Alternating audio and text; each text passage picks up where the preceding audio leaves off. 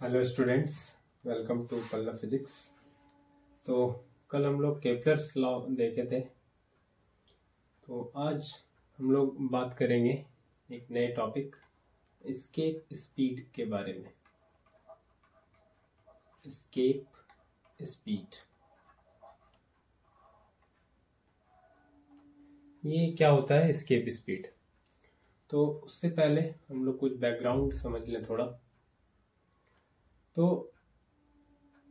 अगर ये मान लें कि ये कोई बॉल है या स्टोन है, इसको अगर हम लोग फेंकें तो जनरली क्या होता है, ये वापस आ जाता है हमारे पास, है ना। ये हमारे पास वापस आ जाता है। तो जिस स्पीड से हम फेंके तो उस स्पीड से थ्रो करने के बाद ये हमारे पास वापस आ गया। अगर हम स्पीड इसका थोड़ा और बढ़ाएं और इसको फिर थ्रो करें तो क्या होगा, फिर से वापस आएगा, है ना। फिर से ये मेरे हाथ में वापस आ जाएगा। लेकिन क्या कोई ऐसा पॉसिबिलिटी है कि इस बॉल को इतना स्पीड दे दिया जाए कि ये वापस कभी आए ही नहीं, ये आगे चलता चला जाए और मेरे पास कभी वापस ना आए, अर्थ को एस्केप करके चला जाए? क्या ये स्पीड दिया जा सकता है इस बॉडी को? तो अगर वो स्पीड दिया जा सकता है इस ऑब्जेक्ट को, तो ये बॉडी कभी भी अर्थ पे वापस नहीं आएगी। अर्थ के ग्रेविटेशनल फील्ड को छोड़ के चली जाएगी ये body.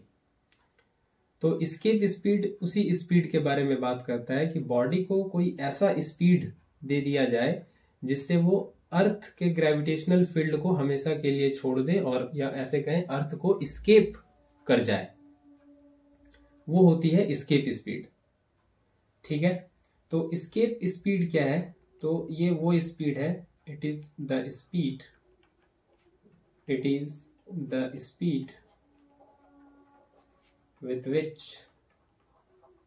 with which if an object is thrown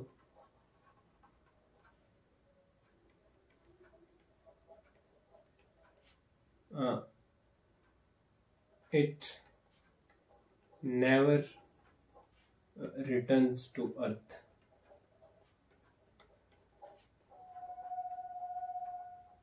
Or escapes from the earth.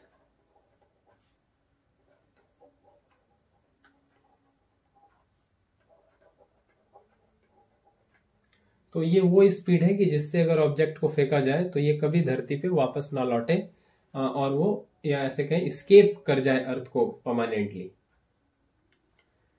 तो ये जो पॉइंट है जहां से अर्थ से फेंका जाए और ये वापस ना आए, तो वो लोकेशन, वो पॉइंट जहां पे पहुंचने के बाद वहां से ये वापस ना आए, या इसको कहते हैं कि वो पॉइंट, है ना, वो पॉइंट वेर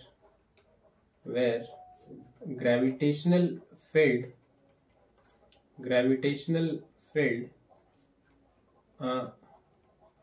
becomes negligible और is absent कह सकते हैं। तो उस पॉइंट को बोला गया है कि वो पॉइंट कहाँ है? इन्फिनिटी पे है, बहुत दूर। कि किस पॉइंट तक ऑब्जेक्ट चले जाए जहां से वापस नहीं आएगा, वो पॉइंट को क्या बोला गया है? इन्फिनिटी।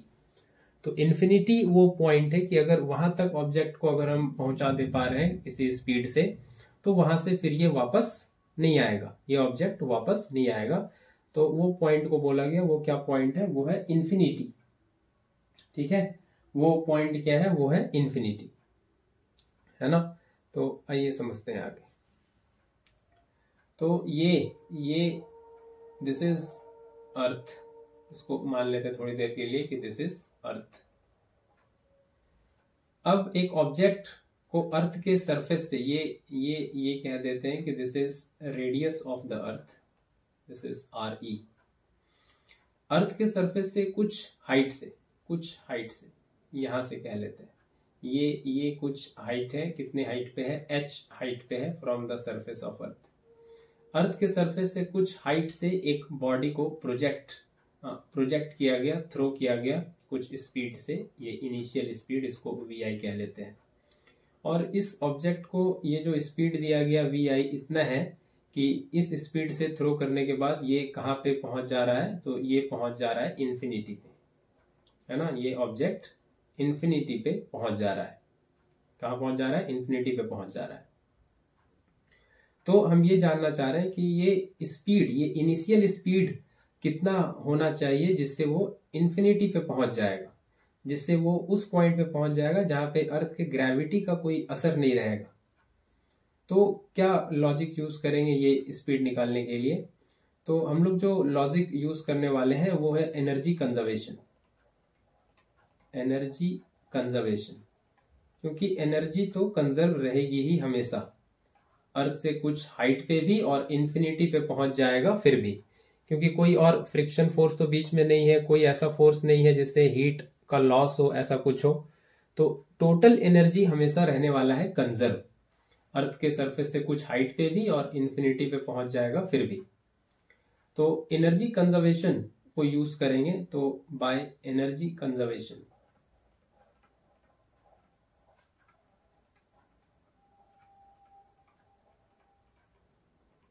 तो एनर्जी कंजर्वेशन क्या कहेगा कि total energy at some height,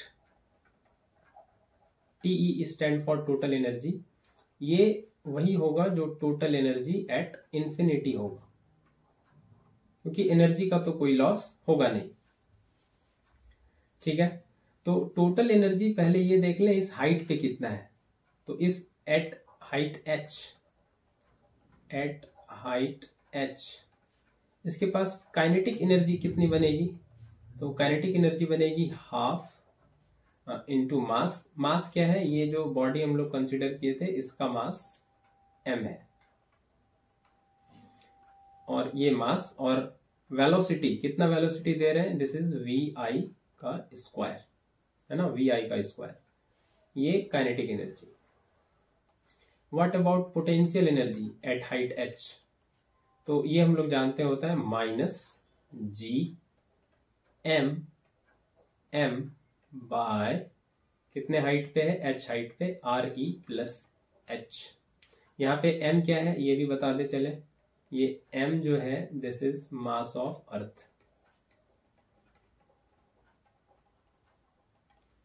ठीक है, ये होता है पोटेंशियल एनर्जी ये। तो टोटल एनर्जी कितना हो गया h हाइट पे? तो टोटल एनर्जी हो गया, total energy at height h ये हो गया half m V I square minus G M M by R E plus H, ये हो गया। इसको कह सकते हैं, ठीक है, इसको क्या देते हैं इक्वेशन 1 और इसको क्या देते हैं इक्वेशन 2। अब बात कर लेते हैं इन्फिनिटी पे। एट इन्फिनिटी, एट इन्फिनिटी, ये इन्फिनिटी को हम वो पॉइंट मान रहे हैं जहां पे अर्थ का ग्रेविटेशनल फील्ड खत्म हो रहा है। ठीक है, इस पॉइंट पे अगर ऑब्जेक्ट पहुंच जाता है तो वापस नहीं आएगा, ऐसा कहते हैं इन्फिनिटी पॉइंट। तो इन्फिनिटी पॉइंट पे काइनेटिक एनर्जी क्या होगा? तो काइनेटिक एनर्जी एट इन्फिनिटी ये होगा हाफ m, और इन्फिनिटी पे जब बॉडी पहुंच गया तो इसका यहाँ पे वेलोसिटी कह देते हैं कुछ v फाइनल, तो ये कह देते हैं v फाइनल इसका स्क्वायर। और पोटेंशियल एनर्जी इन्फिनिटी पे कितना हो जाएगा? पोटेंशियल एनर्जी इन्फिनिटी पे कितना होगा? तो ये एजम्पशन है कि इन्फिनिटी पे पोटेंशियल एनर्जी को मानते हैं जीरो। कितना मानते हैं? जीरो। तो टोटल एनर्जी एट इन्फिनिटी ये कितना बन जाएगा? ये बन जाएगा half m v final square. Zero add करेंगे तो ये रहेगा। This is equation 3। तो आइए अब चलते हैं, तो फर्स्ट इक्वेशन में सेकंड और थर्ड का वैल्यू रखते हैं। तो putting value of equation second and third in first, तो क्या बन जाएगा? ये बन जाएगा हाफ m वी आई का square minus G M M by R E plus H and this is equal to half M V final square. ये बनेगा एनर्जी कंजर्वेशन से। अब ये जो RHS है ना, ये जो RHS दिख रहा है आप लोग को, half M V final square, ये क्या क्या वैल्यू ले सकता है? तो ये एक वैल्यू इसका हो सकता है, ये हाफ मास हो गया उस पार्टिकल का, ऑब्जेक्ट का मास, और ये फाइनल वेलोसिटी है, इन्फिनिटी पे जो पहुंचने पे वेलोसिटी है। तो RHS, तो पहले तो ये क्लियर है कि RHS हमेशा एक पॉजिटिव क्वांटिटी रहने वाला है। कैसा क्वांटिटी रहने वाला है? Positive quantity. क्यों पॉजिटिव रहेगा?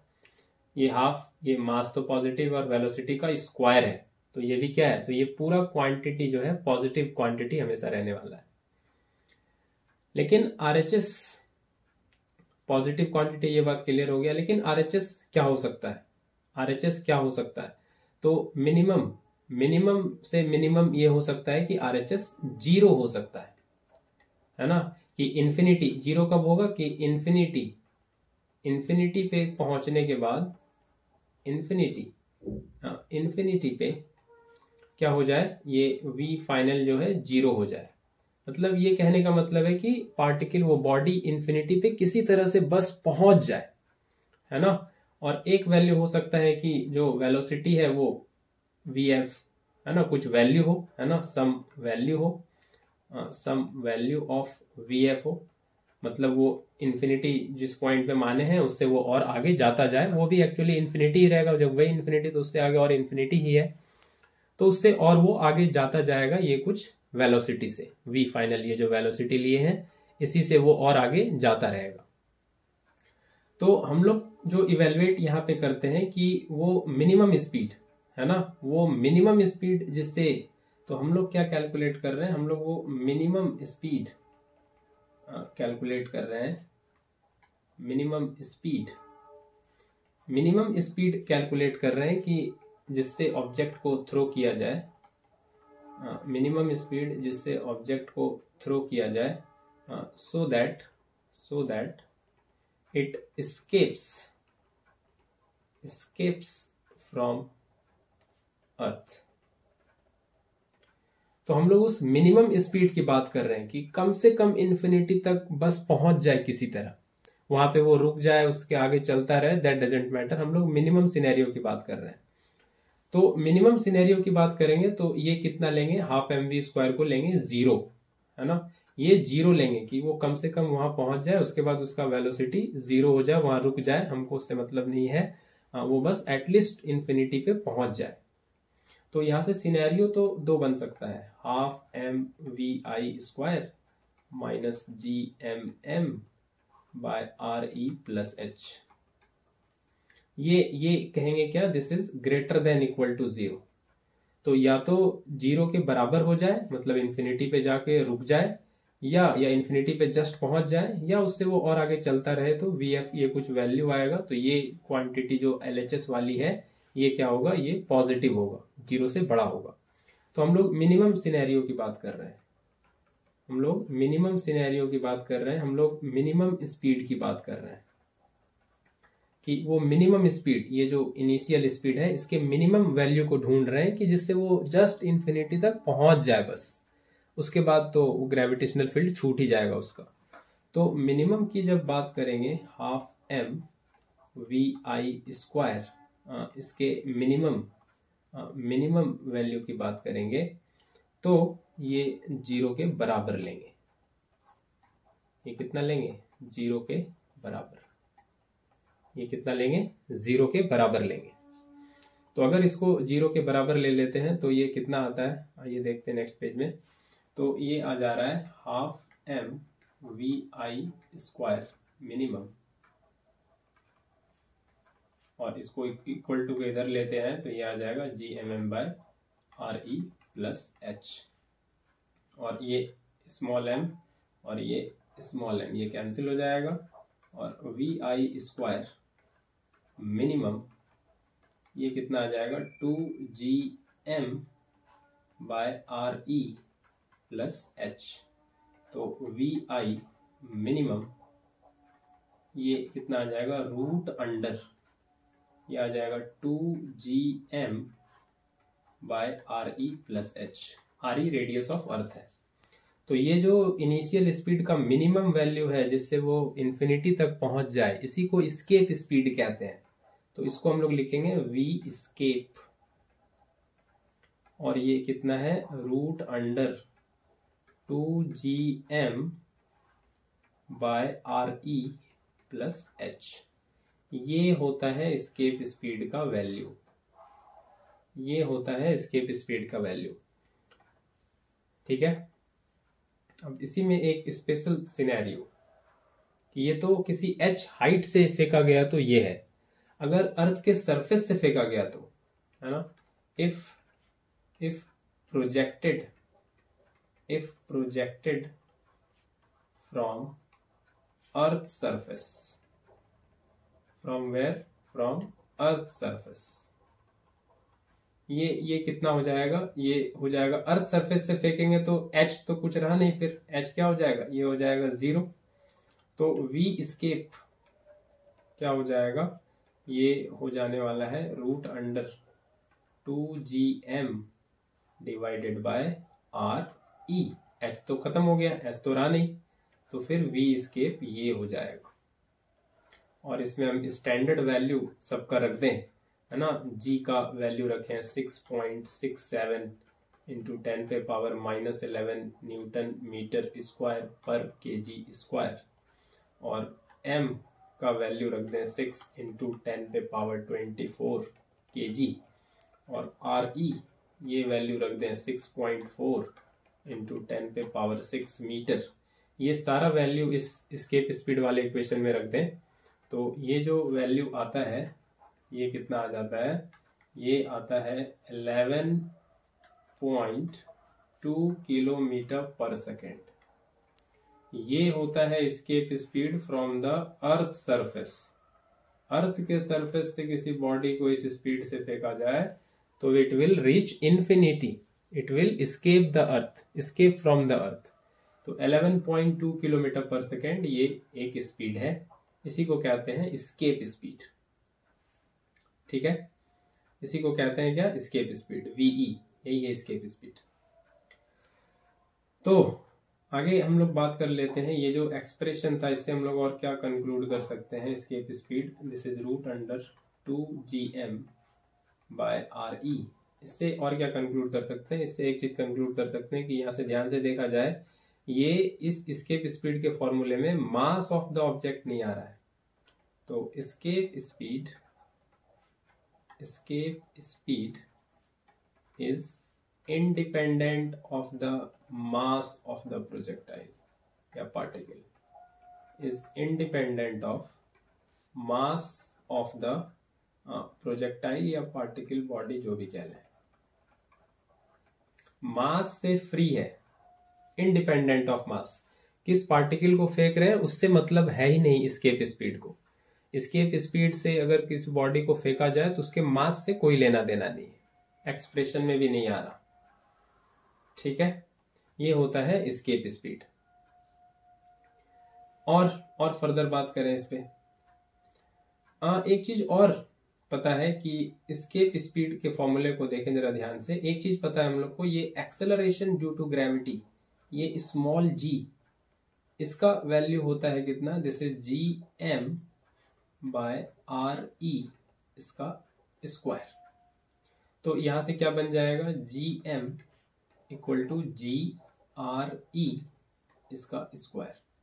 तो इसको अगर हम लोग सब्स्टिट्यूट करें एस्केप स्पीड के फॉर्मूले में, तो ये कुछ बन जाएगा इस तरह से, रूट अंडर 2 gm क्या बनेगा, जी आर ई, इसका स्क्वायर डिवाइडेड बाय आर ई। तो ये आर ई से आर ई ये कैंसिल होगा, तो एस्केप स्पीड आ रहा है root under 2 GRE, radius of earth. तो ये भी एक वर्जन है एस्केप स्पीड का, ये भी एक वर्जन है एस्केप स्पीड का, अंडर रूट 2 GRE। ये भी एक इम्पॉर्टेंट फॉर्मूला है। तो दो फॉर्मूला हो गया, एक √2gm/re और एक √2gre। ये दो फॉर्मूला आपको ध्यान रखना है। आइए आगे चलते हैं। आगे बात कर लेते हैं थोड़ा मून के लिए, है ना। मून, अर्थ के लिए बात की, थोड़ा मून के लिए बात कर लें एस्केप स्पीड से रिगार्डिंग। तो मून का एस्केप स्पीड हम लोग अगर देखें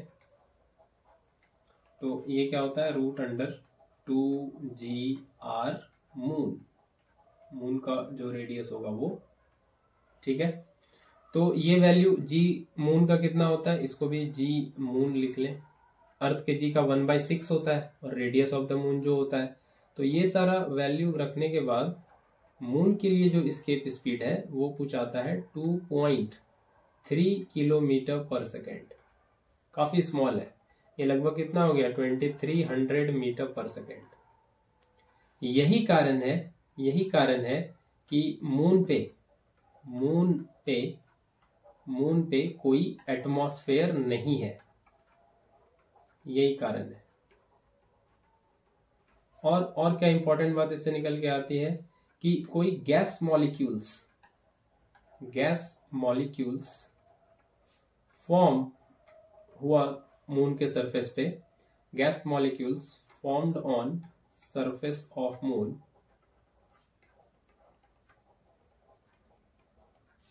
और वो कितना वेलोसिटी एक्वायर कर ले, having velocity greater than this V escape. तो क्या हो जाएगा, then it will escape from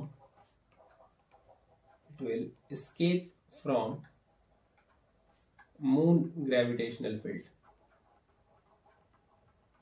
तो मून के सरफेस पे कोई गैस मॉलिक्यूल बना और उसका वेलोसिटी 2.3 किलोमीटर पर सेकेंड से ज्यादा हो जाए तो क्या हो जाएगा, वो मून के ग्रेविटेशनल फील्ड को छोड़ देगा।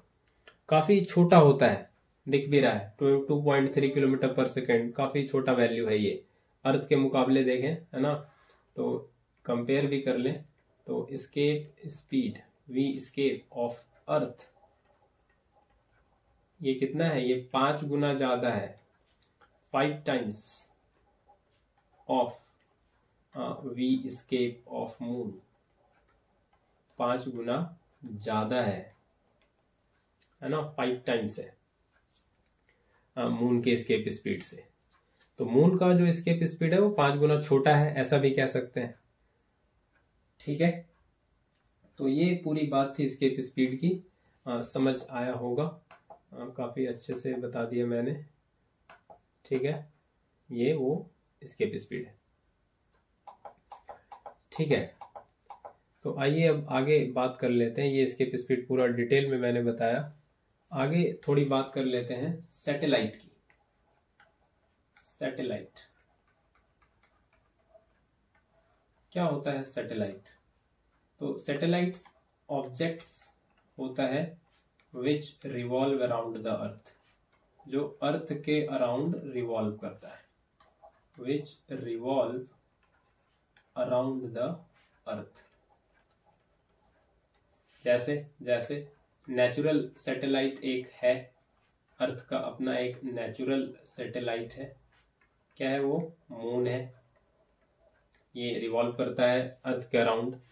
अब अर्थ के सरफेस से हम लोग कुछ आर्टिफिशियल सैटेलाइट भी भेज रहे हैं, आर्टिफिशियल सैटेलाइट भी भेजा जा रहा है अलग अलग पर्पस के लिए, है ना, अलग अलग पर्पस को पूरा करने के लिए, for use in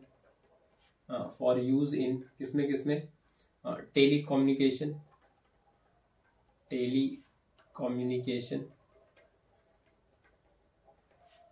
geophysics, metrology,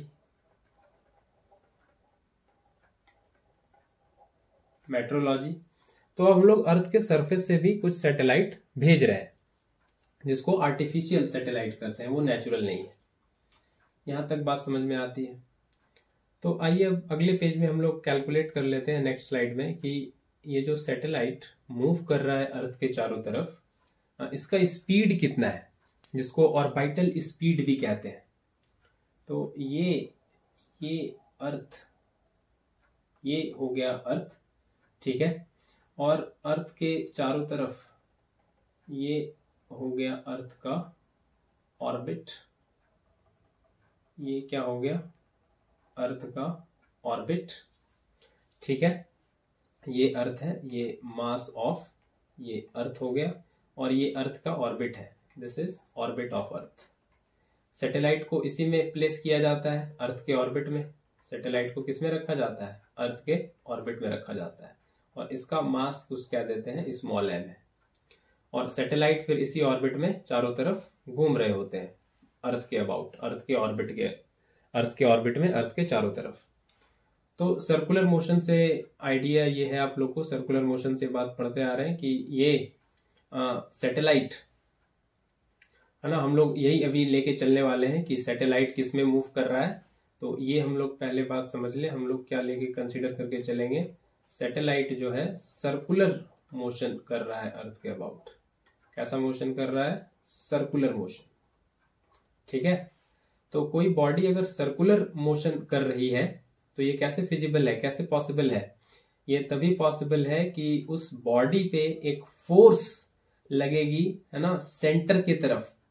उस बॉडी पे एक फोर्स लगेगी सेंटर की तरफ, जिसको हम लोग क्या कहेंगे, जिसको कहते हैं सेंट्रीपिटल फोर्स। तो इस सैटेलाइट पे इस ऑर्बिट के अबाउट घूमना पॉसिबल हो रहा है क्योंकि ये अर्थ जो है इस पे क्या लगा रहा है, सेंट्रीपिटल फोर्स लगा रहा है। तो पहले तो ये कह लें कि ये अर्थ का रेडियस है, और सैटेलाइट जिस ऑर्बिट में मूव कर रहा है वो अर्थ के सरफेस से कितना दूर है, कुछ h हाइट दूर है, h डिस्टेंस की हाइट पे है वो ऑर्बिट जो है जिसमें मून रिवॉल्व कर रहा है, ठीक है।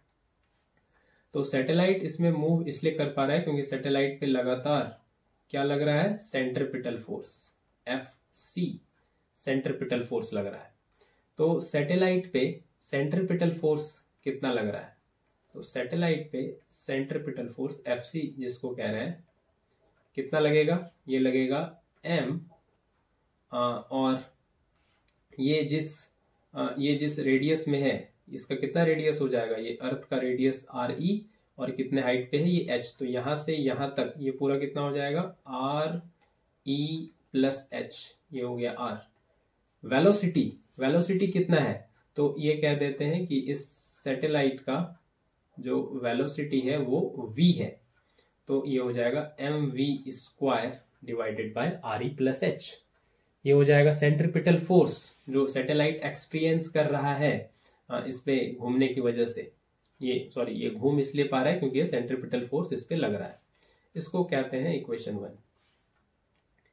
अब ये भी पता है कि सेंट्रीपिटल फोर्स जैसा कुछ होता नहीं है, जो नेट फोर्स टुवर्ड्स सेंटर की तरफ लग रहा है वही उस यूज केस में, उस सिनेरियो में सेंट्रीपिटल फोर्स बन जाता है।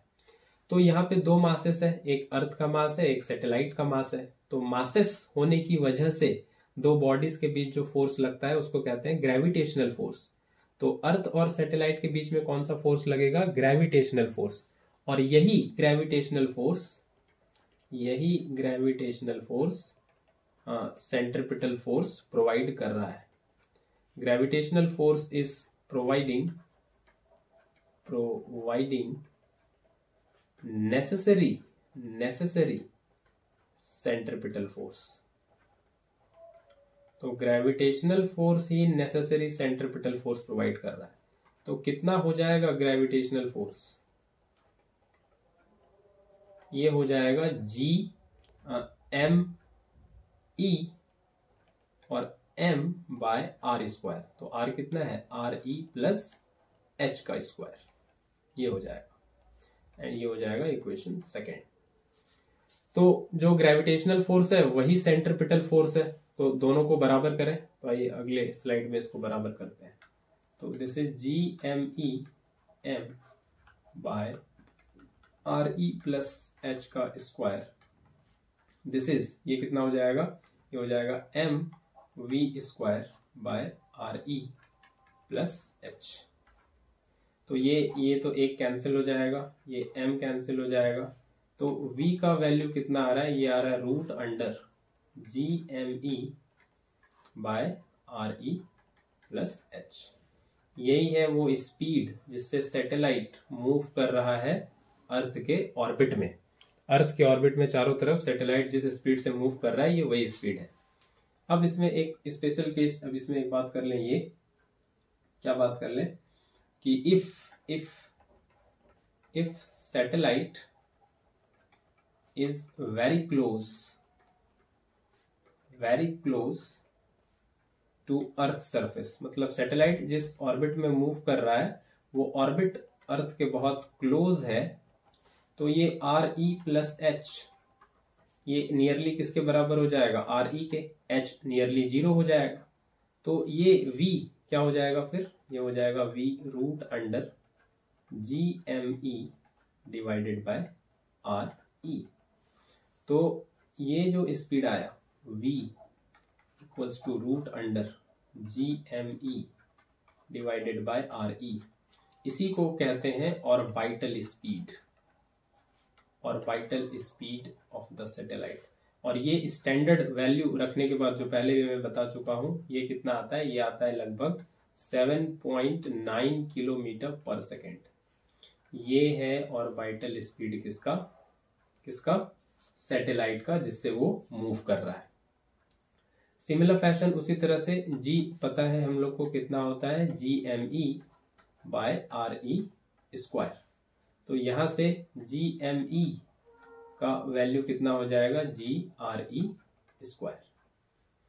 ठीक है, तो सब्स्टिट्यूट करें यहाँ पे इस वाले इक्वेशन में, तो V हो जाएगा √GME GRE² divided by RE। तो ये आ जाएगा V कितना, इसको हम लोग ऑर्बिटल O से दिखाते हैं, O दिखा देते हैं ताकि ये समझ में आएगा ऑर्बिटल है। तो ये कैंसिल होके आ जाएगा GRE। ठीक है, ये कैंसिल होके कितना आ जाएगा, GRE। तो ये है orbital speed of the satellite. ये भी एक फॉर्मेट है ना, ये भी एक फॉर्मेट है। तो ये ऑर्बिटल स्पीड था सैटेलाइट का। तो फटाफट से हम लोग रिलेशन देख लेते हैं कि क्या रिलेशन आ रहा है, relation between escape speed V escape and V orbital, क्या रिलेशन आ रहा है। तो V escape क्या था, V escape था √2GM/R। ठीक है, RE रेडियस ऑफ अर्थ और ME mass of earth. V orbital ये क्या था, ये था √GME/RE। तो बहुत क्लियरली दिख रहा है क्या रिलेशन हो जाएगा, V escape हो जाएगा √2 इंटू V ऑर्बिटल। ये रिलेशन इंपॉर्टेंट है, नीट में काफी ये वाला क्वेश्चन पूछा भी है एक बार, क्या रिलेशन है एस्केप और ऑर्बिटल स्पीड में। तो एस्केप स्पीड होता है √2 टाइम्स ऑर्बिटल स्पीड। ठीक है, √2 टाइम्स ऑर्बिटल स्पीड ये होता है। तो आई होप ये समझ आया होगा, ये आप लोग को बिल्कुल समझ आया होगा। तो ये मैं एक बार बता दूं कि ये ME क्या है, this is mass of earth. ठीक है, ये ठीक है, ये इसे कंफ्यूज नहीं करना है, अर्थ नहीं है, ये एस्केप है, ये एस्केप है। हाँ ठीक है, ये एस्केप स्पीड की बात की गई है, ये एस्केप स्पीड की बात की गई है। ठीक है, समझ आया।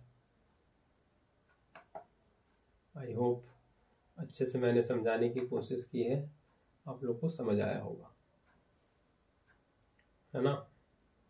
तो ये ठीक है, तो ये था एस्केप स्पीड और ऑर्बिटल स्पीड के बारे में। Thank you very much.